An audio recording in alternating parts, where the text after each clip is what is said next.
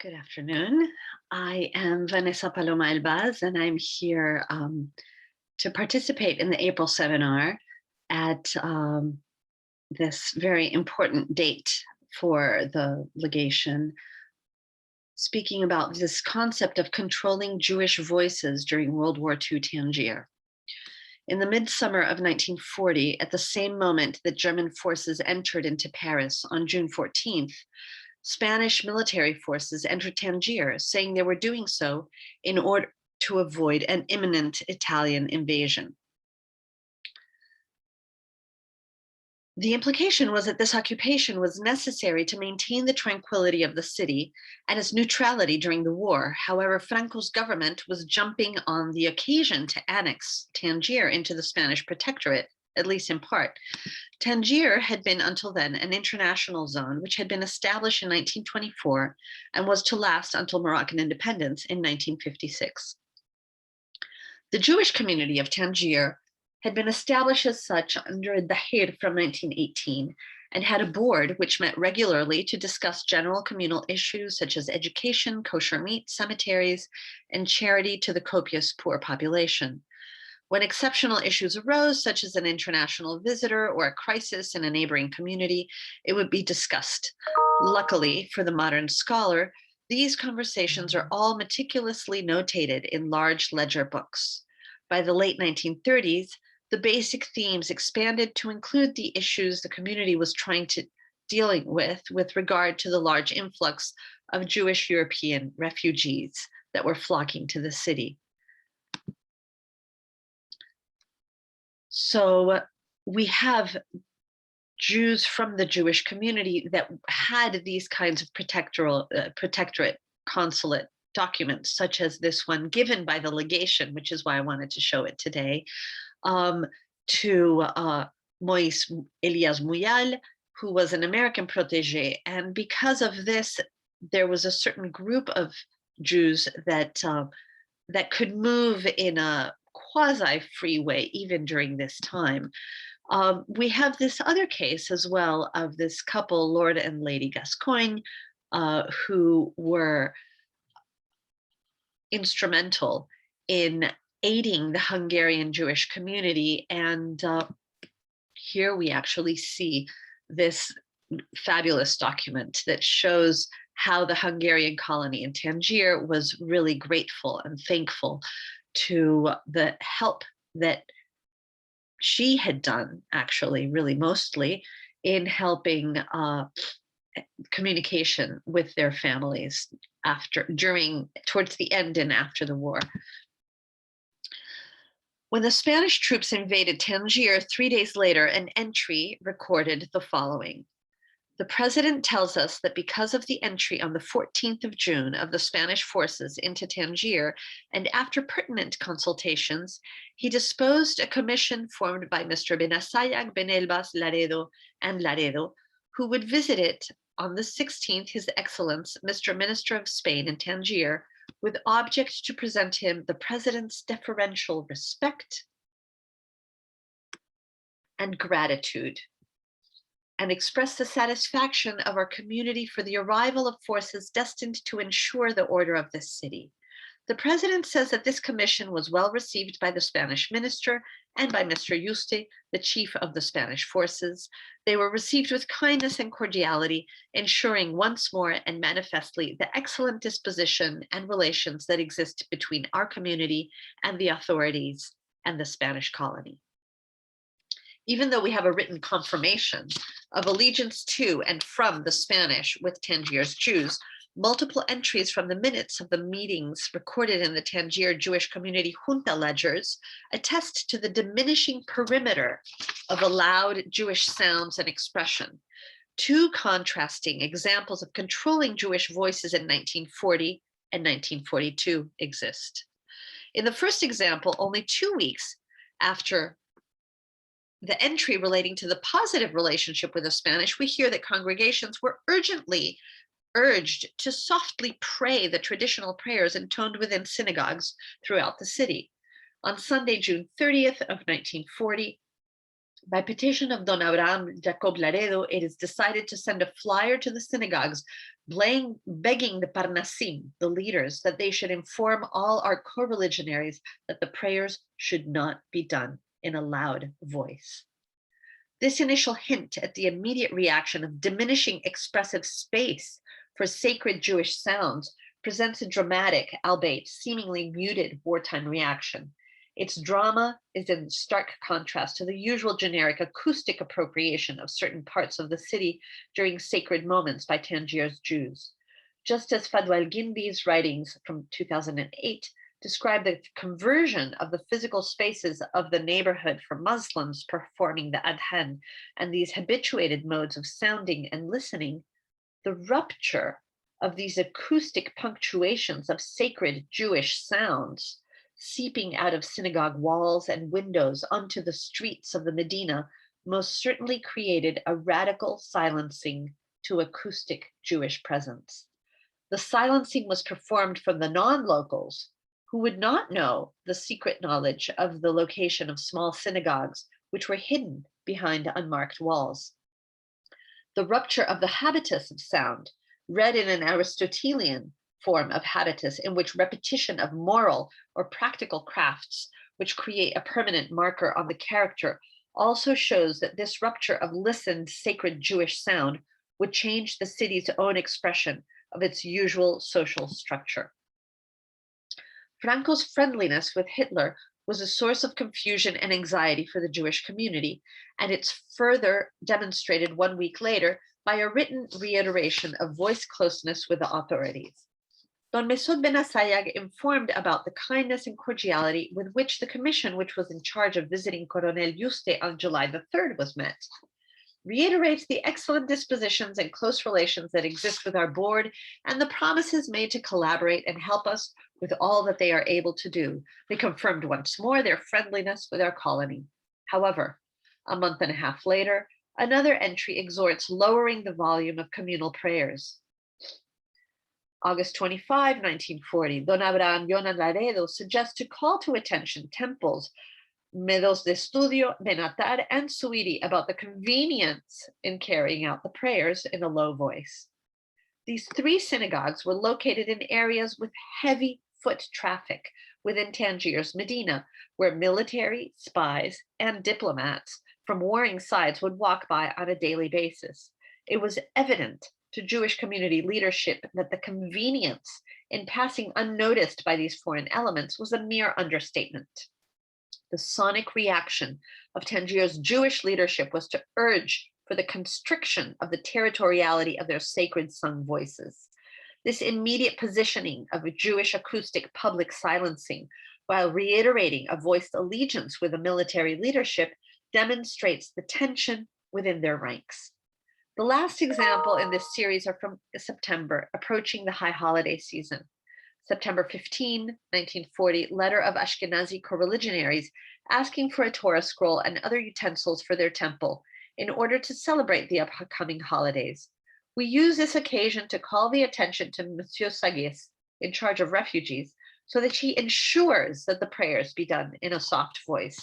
Finally, 3 days before Rosh Hashanah, September 29, 1940, following a petition by Monsieur Medina, we agree that with the occasion of the upcoming holidays, flyers will be sent to all of our temples begging them to carry out the prayers in a soft voice. Starting with June 30th statement to Tangier's Jews that the prayers should not be done in a loud voice, until September 29th's blanket flyers to all synagogues begging them to carry out the prayers in a soft voice, the anxiety that was felt by the Jewish community leadership and the precariousness of their peace is evident. I am left with a sonic image of the 25 working synagogues that were in Tangier's Medina at that time, whispering their daily prayers in order to collapse their sonic space into an interior and private space, what is generally considered a feminine space in this society. This precarious peace came to a dramatic climax 2 years later. An altercation between Spanish officials and the Jewish Community Junta itself, instigated by adolescent girls from the Alliance Israélite Universelle school, who humiliatingly insulted a church official on the street. On July the 5th, 1942, a general meeting was held. Act from the meeting celebrated by the Israelite Communal Board on the 5th of July, 1942. All of the members of the board are present. We read a letter which we have just received from His Excellency, Mr. General Uriarte, delegate of His Excellency, the High Commissioner of Spain and Morocco, in which it recounts an incident which happened between some students of the girls' school and a reverend Franciscan father, motivated by an irreverent and disrespectful attitude from those students. His Excellency, the General, in condemnation of this event, recommends that in order to satisfy the respectful, aggrieved religious incorporation, that the Tangier Israelite community make a donation of 5,000 pesetas destined to the bishop's economic kitchen. This long entry goes on to explain that the board was surprised by this demand and sent a commission to meet with General Uriarte to convince him that the possible incorrectness of some young girls in the street should not involve nor imply any direct or indirect responsibility to Tangier's Israelite community, whose feelings and behavior are known and confirmed during many years and have constantly given proofs of maximal correctness, respect, deference, and compliance, not only towards all the local colonies with no exception, but most particularly towards our honorable and dear authorities and all the respected religious representations. The commission went the very next day to meet with General Uriarte to express the lack of responsibility of the complete Israelite community of Tangier with an irresponsible action of some youngsters. The general insisted that the same explanation be given to the Reverend Father Commissioner. The youngsters, girls at that, though their insult, I believe it must have been gestural, upset the delicate balance that the community leaders had been trying to uphold. By expressing their disdain for the Catholic official, expressions of opinions that belonged within interior spaces had transgressed into the public outer sphere of politics. This transgression of the usual dynamic of interior expressivity performed externally by women, coupled with a usual carefully crafted exterior public and political expression, overturned the fragile status quo that the Jews in Tangier had built during Spanish military occupation. On July 8, the board agreed on 3 representatives to visit the bishop, or in his absence, the Reverend Father Commissioner, with a gift of 10,000 francs for the bishop's beneficence work in lieu of the 5,000 pesetas for their kitchen, which had been demanded in the initial letter. 4 days later, another meeting was called on July the 12th. The session was open in the presence of all members. Mr. Joseph Cohen, Ben Zaken, and Ben Shimol manifest that after having gone to apologize to satisfaction of the Reverend Father Commissioner, to whom they gave the donation which had been agreed upon by the community of 10,000 francs, they received a new convocation from His Excellency, Mr. General Uriarte. Upon arrival to this appointment, General Uriarte expressed his annoyance with the fact that the donation they gave was 10,000 francs when he had very clearly indicated the amount of 5,000 pesetas. The commission answered that this amount represented a real effort for the community's coffers because of the difficult economic situation, and that the desire of the board was to offer this amount as a spontaneous and voluntary gift.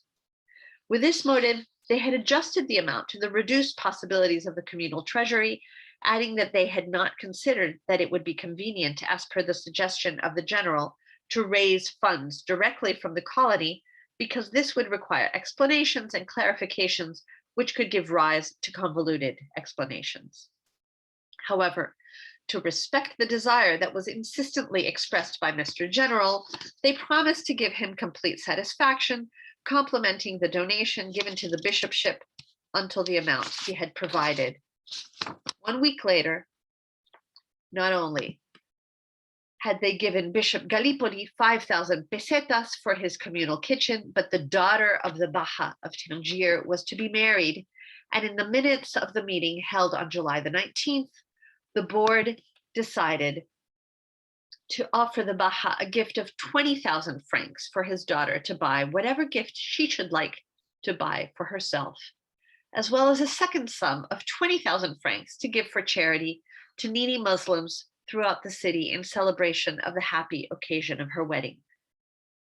After this, the ledgers went silent until 1945. These opposite dynamics of protective quieting done by internal communal censorship brought about by the powerful males of the community versus the undisciplined, disrespectful attitudes of young schoolgirls seems to neatly describe the general attitudes of Tangier's highly gendered Jewish vocal spaces. Jewish male public voices, musical and otherwise, generally make public declarations of connection to the surrounding communities. The board's commission meetings with the General upon their arrival to Tangier and the many documented cases of their meetings with the Mendub attest to this voicing of connection through speech. Musically, male singers outside of the synagogue context would perform Andalusian music, tangos, and flamencos in the cafes of the Socochico, where men from various countries and backgrounds gathered in the evenings. In the public Jewish space, the synagogue, men would often use melodies from these evenings in contrafactum. Women's speech and song were much more restricted to an internal communal space of extended family and friendship networks, and was rarely, if at all, present in the public space. However, music from the public space would come into their world through the radio, the phonograph, and the men in their family. Often, women and girls would use songs as a way of communicating what was not expressed openly in speech. However, the minutes do not express clearly that the girls said something disrespectful, just that their attitude was disrespectful. This vital detail means that it could have been a disrespectful gesture, as in an interview that I made of a man who was told to say Heil Hitler in Tangier during the occupation, and he actually did it and then turned around and made a disrespectful gesture, which he told to me only in an interview some 55 years later, which is another important use of expression, these disrespectful gestures that people in positions of vulnerability use to this day in Morocco. When the voice is so controlled, it's the body that communicates. You don't have to have the voice to communicate. The very fact that the operations of the Jewish Community Board, formed by the most powerful men of Tangier's Jewish community, were impacted so drastically by the public display of disrespect to a Spanish church official by underage Jewish schoolgirls seems to present various possibilities. It might have become clear to Spanish officials that if this is what underage schoolgirls were expressing, then the community as a whole, and even maybe their leadership, must feel this way, and thus be reprimanded for its public expression. It simply presented a good opportunity for the Spanish authorities to exact a monetary fine from the Jewish community leadership in exchange for continued protection. Or it presented the Spanish authorities with an opportunity to establish the boundaries of their general intolerance for any expression of insubordination. It could have been used as an example to the whole Tangerine population. Or it was a further step in the general silencing of certain portions of the city, which followed with a general regime of silencing under Franco and the Falange. Spanish officials used this rare slip by members of the Jewish population as an excuse to exert control over the Jewish community as a whole.